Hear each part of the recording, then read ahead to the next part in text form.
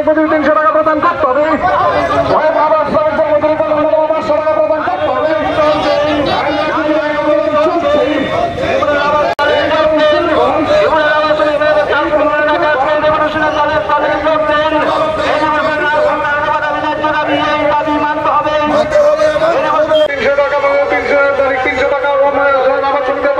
দৈনিক মজুরি অবিলম্বে করতে হবে।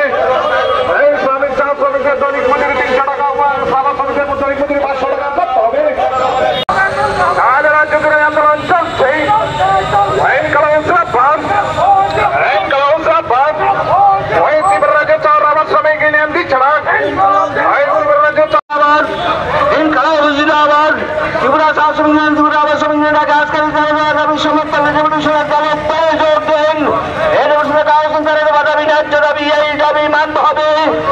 চলছে রাজ আন্দোলন চলছে, চলছে।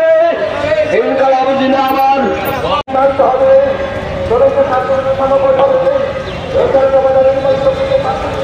আপনারা সবাই জানেন যে ত্রিপুরা রাজ্যে বিজেপি সরকার প্রতিষ্ঠিত হবার পর সামগ্রিকভাবে শ্রমজীবী মানুষের অবস্থা খারাপ দিকেই চলেছে।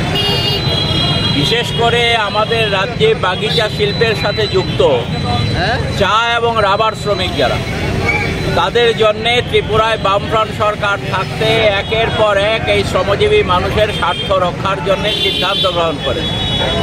কিন্তু বিজেপি সরকার আসার পর বামফ্রন্ট সরকারের গৃহীত সিদ্ধান্ত রূপায়ণের প্রশ্নে তারা কোনো ভূমিকা গ্রহণ করেনি।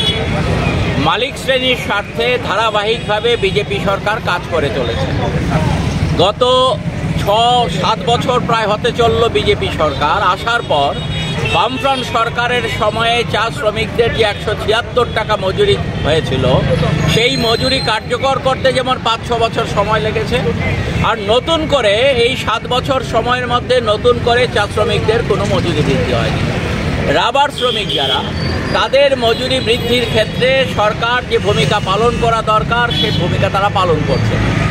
আগে নিয়মিতভাবে ত্রিপক্ষীয় বৈঠকের মধ্য দিয়ে শ্রমিকদের মজুরি বৃদ্ধির জন্য বামফ্রন্ট সরকারের সময় সেই মেকানিজমটা ছিল।